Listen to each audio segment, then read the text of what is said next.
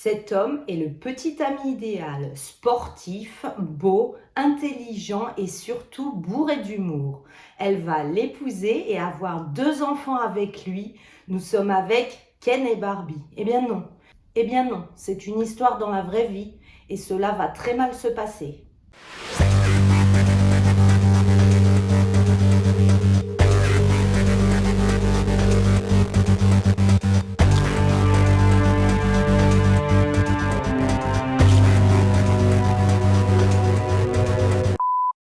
Hi tous, je suis ravie de vous retrouver comme d'habitude pour cette nouvelle vidéo. On va pas partir sur 36 000 chemins. Directement, je te dis de te mettre bien. Abonne-toi parce que j'ai plein de vidéos et si tu t'ennuies, tu pourras aller piocher dans ma bibli d'anciennes vidéos. Allez, c'est parti! Kelly Stage est la plus jeune des 3 enfants d'Elizabeth Stage et de Feu Howard Stage.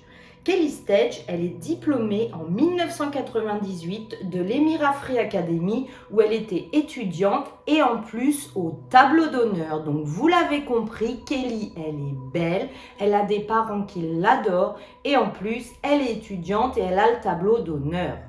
Elle est également cheerleader, c'est-à-dire pom-pom girl de l'équipe de football. Bah oui, on est aux États-Unis. Elle aime beaucoup danser et elle est tellement jolie, tout le monde lui dit qu'elle va vouloir devenir mannequin. Elle va envoyer des photos et ça va matcher avec des agences qui veulent l'embaucher. Et là, sa destinée va prendre un autre tournant. On lui propose un poste d'enseignante, elle réfléchit et c'est vrai que c'est un emploi beaucoup plus sûr que mannequin et elle finira par accepter le poste d'enseignante. La grande personnalité et donc les rêves de Kelly vont l'emmener à Las Vegas où donc elle sera enseignante, mais elle travaillera aussi en parallèle sur son temps libre comme serveuse de cocktail dans un bar à Las Vegas. Alors aux États-Unis, ils n'ont même pas peur. Ils peuvent faire 1, 2, 3, 4 jobs en même temps, c'est légal. Alors Kelly, elle a adoré ça, faire serveuse dans le bar, parfois mettre des jolies robes à paillettes ou même une fois mettre une tenue de danseuse French cancan avec des plumes, elle trouve ça super. Quand Kelly va s'enticher d'une star du sport local, Thomas Clayton, lui c'est un joueur de hockey pour les Elmira Jackals, il est semi-professionnel et il a la réputation de faire beaucoup de bagarres sur la glace et de flirter avec pas mal des groupies. Bon alors maintenant je vais vous parler de ce fameux Thomas Clayton. Thomas Scott Clayton est né dans la ville de Binghamton, à côté de New York. Son père était paysagiste et sa mère gérante de restauration. Son enfance elle était plutôt banale, C'était un enfant très apprécié, un bon élève et comme je vous l'ai dit, très jeune, un athlète. Adulte, il est beau, grand, intelligent, il a énormément d'humour. En plus, il travaille dans le sport en semi-professionnel. Toutes les nanas veulent sortir avec lui. Bon, il a un peu la fâcheuse tendance à trop blaguer le gars là. D'ailleurs, je vais vous raconter une petite anecdote. Thomas, quand il a un peu trop picolé, il enlève tous ses vêtements, il est nu comme un verre à tequila et il monte sur les tables des bars et il se dandine avec son engin en avant. Bon, ça lui a valu d'être mis dehors de beaucoup de bars et surtout de nombreux rappels à l'ordre par la police. Elle, Kelly, quand elle va le rencontrer, elle va tout de suite être sous son charme. Il a tout pour lui plaire, c'est l'homme de ses rêves. Ils vont très vite se marier et avoir 2 enfants, une fille et un garçon, la fille Charlie et le garçon Cullen. Ils formaient un couple parfait, alors là c'est un peu Ken et Barbie, Ils étaient beaux tous les deux, amicaux, souriants. Kelly, elle était aussi très extravertie, amusante. Les deux sont des âmes sœurs. Kelly venait même à tous les matchs de son mari et applaudissait à tout rompre. Après, Thomas, il va prendre sa retraite dans le sport parce que c'était un bon joueur, mais quand même de classe moyenne. Il prend sa retraite et il va monter 2 entreprises. La première, une franchise commerciale Paul Davis Emergency Service of the Southern Tier. C'est dur l'anglais. A few moments later. une entreprise de restauration après des dégâts d'incendie ou des eaux, et lui il est là pour prendre les clients en charge et les aider dans leur démarche et dans leur réparation. Il est ensuite devenu chef de projet chez Servpro, détenu par un ami de longue date et compatriote car il est également né à Brighton, il s'appelle Brian Legge. Thomas, lui, il met pas tous ses œufs dans la même calèche. Il a acheté des appartements et il le loue pour se faire un peu plus de pépettes d'argent. Il va louer un de ses appartements à un ancien collègue à lui qui avait travaillé sous ses ordres dans l'une de ses entreprises, Michael Bird. Bon, en plus, Thomas, il va lui donner des petits boulots de réparation et de jardinage dans sa propre maison à lui. Kelly, elle ne ménage pas ses efforts. En plus de s'occuper de toute sa petite famille de 4 personnes, elle travaille à Woodhouse Stadium Grill. Elle fait vraiment tout pour que tout se passe à merveille, mais c'est une DPAE et vous sentez le vent tourner, vous savez que cette belle histoire ne va pas continuer comme ça. En effet, le 28 septembre 2015, Thomas, il va jouer à sa partie de poker hebdomadaire. C'est tous les lundis. C'est à 10 minutes de la maison en voiture, il est avec des amis à Corning. Il fait son petit poker, il est tranquille avec ses amis. Et là, il rentre chez lui après minuit. Il est exactement minuit 20. Il arrive à la maison à minuit 30 et c'est horrible. Il trouve Kelly sur le sol de la cuisine. Elle a été brutalement assassinée. Il y a du sang partout. Il ne perd pas de temps. 4 minutes après, à minuit 34, il appelle le 911. On en conclut donc que Kelly, malheureusement, a été tuée peu avant minuit, le 28 septembre 2015, à son domicile dans la soirée, alors qu'elle se sentait en sécurité chez elle. À peine 30 minutes plus tard, vers 1h du matin, après l'appel de Thomas à la police, la nouvelle fait la une des infos locales. Il y a eu fuite parmi les policiers. Et là, c'est totalement dingue, il y a un témoin du meurtre. En effet, lorsque Kelly, la mère des 2 enfants, qui était âgée de 35 ans, a été retrouvée morte dans sa maison, la police a été surprise d'apprendre qu'il y avait un témoin oculaire. Sa fille Charlie, 7 ans, avait assisté à toute cette scène horrible.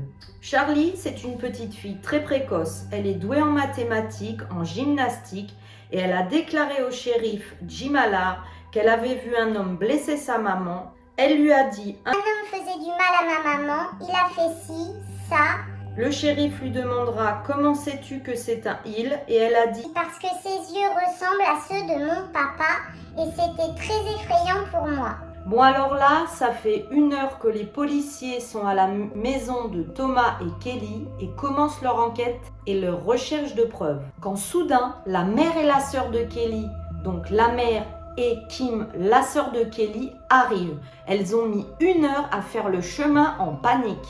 Elles veulent soutenir Tom et savoir ce qui se passe exactement. Kim, la sœur de Kelly, dira « Ma mère et moi, nous pleurions, je vomissais sur le bord de la route.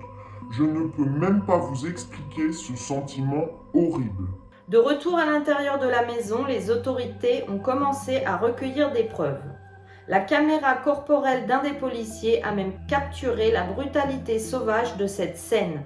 Il dira « C'était une attaque extrêmement brutale, une situation horrible, il y avait du sang partout. » Toutes les preuves ici indiquent que Kelly a été attaquée dans sa chambre et que l'attaque s'était poursuivie dans le couloir, puis dans les escaliers et enfin, malheureusement, dans la cuisine. Il apparaîtra que Kelly aurait été attaquée avec un manche et serait décédée des suites d'un traumatisme contondant.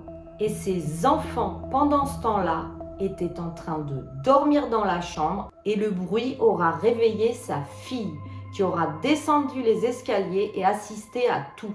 La police va estimer qu'il faudra un enquêteur médico-légal pour enfants pour continuer au poste à interroger la petite fille. Quelques heures plus tard, la petite fille a été amenée dans une pièce du centre de défense des enfants du comté de Stenbun, dans une salle d'interrogatoire. Cette pièce était toute petite, elle avait des sièges moelleux et des jouets pour que l'enfant se sente en confiance. La petite fille détaillera tout ce qu'elle a vu à la police et les derniers instants de sa mère. Détail très gore lors de l'interrogatoire, du sang de la maman de la petite fille était encore présent sur ses propres vêtements. Le shérif dira que la petite fille a dit qu'un homme faisait du mal à maman. Effectivement, elle a encore répété il faisait ci, ça. Il lui a encore demandé comment savez-vous que c'est un homme et elle a dit Parce que ses yeux ressemblaient à ceux de papa, parce qu'il avait le même masque que mon père porte à la chasse. Alors, ça a été retranscrit masque, c'est peut-être casque, casquette, chapeau. En tous les cas, la petite fille dira que l'attaquant avait le même accessoire que son père possédait également. Et là, en partie d'ailleurs à cause de la déclaration de sa fille, les policiers vont arrêter Thomas. Dans la journée donc du 29 septembre 2015, il va être arrêté et amené au poste de police pour présumément le meurtre de sa femme. Les deux enfants ont été envoyés vivre chez leur tante, donc la sœur de Kelly. Les enquêteurs ont commencé à reconstituer ce qui s'est passé et à essayer de donner un sens à un meurtre apparemment insensé qui va secouer toute la petite ville. Tout le monde a peur, est terrorisé et scandalisé. Les policiers diront « C'est une sorte d'attaque de l'étage au couloir.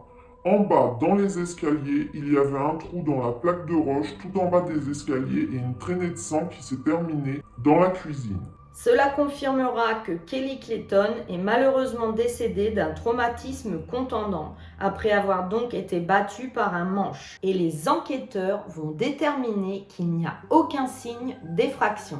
Ils vont examiner l'alibi de Thomas Clayton, son mari, et la police a appris qu'une femme, au jeu de poker où il était, a déclaré qu'il avait emprunté son téléphone pour passer un appel de 1h30.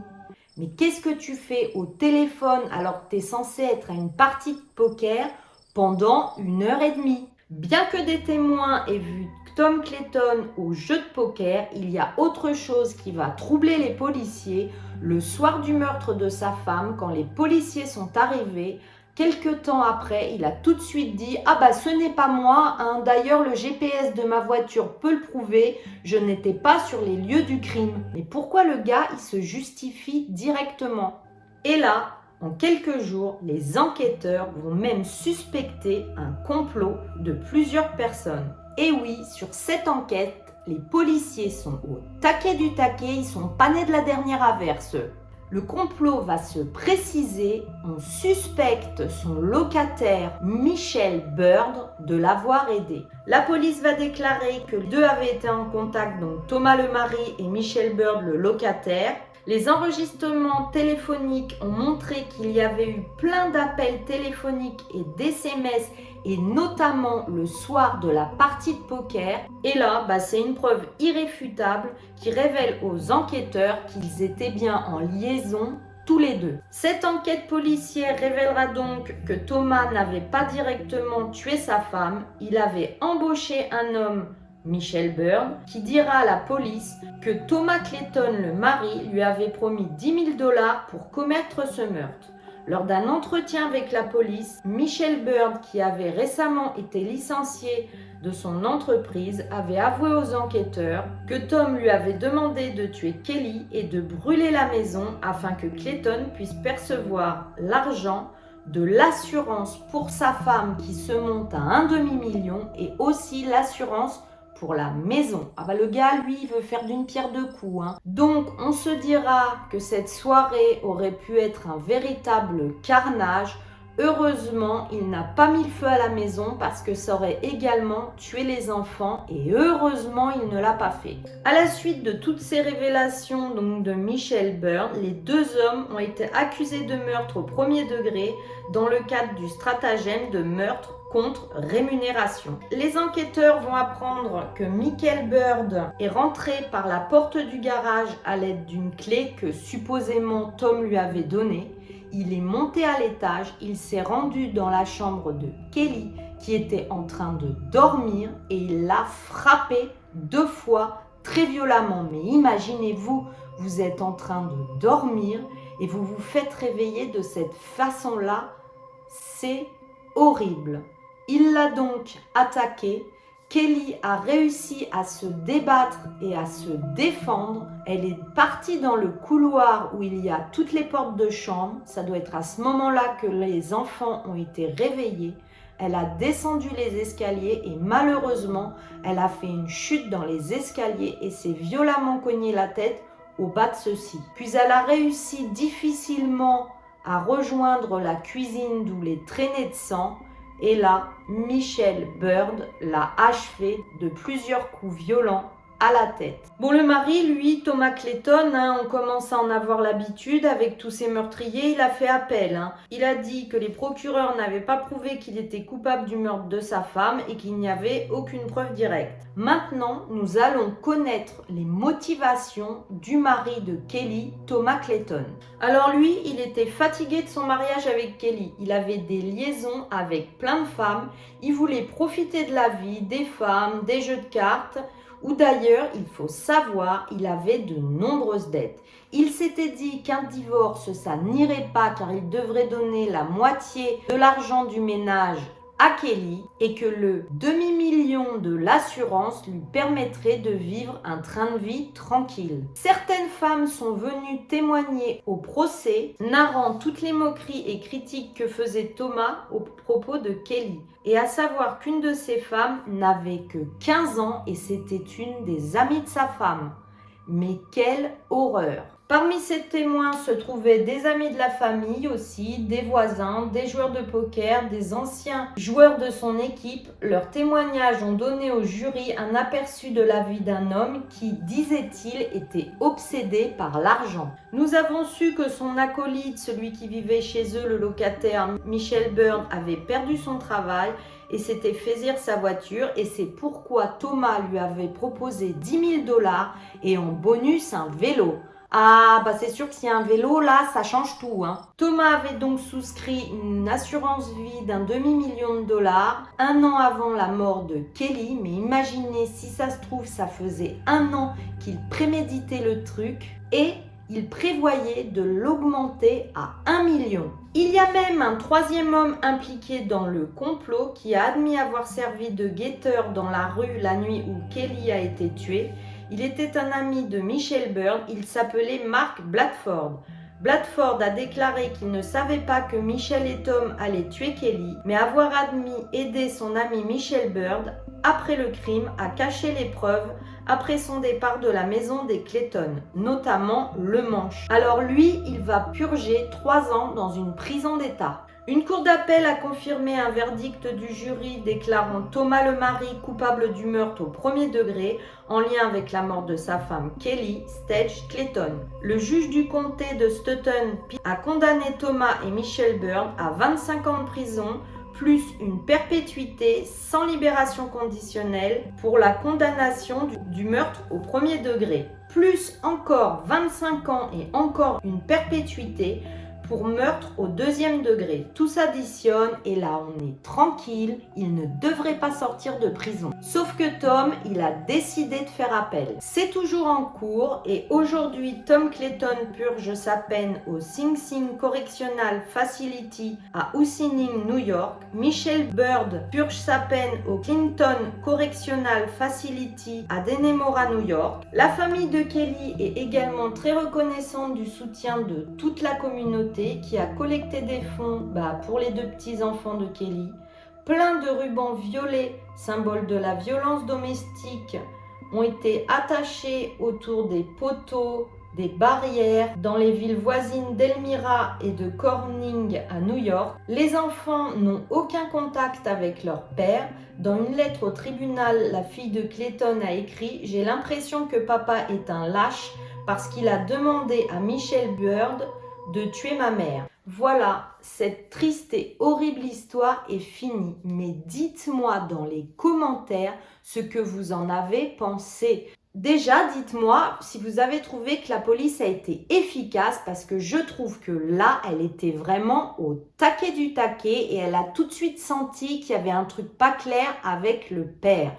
D'ailleurs, à propos du père, dites-moi si vous trouvez pas que le gars là, franchement, mais quel goujat, et c'est un faible mot. Lui voulait aller voir des femmes, jouer aux cartes et toucher l'assurance, mais je rêve, c'est pas ça la vie mon gars.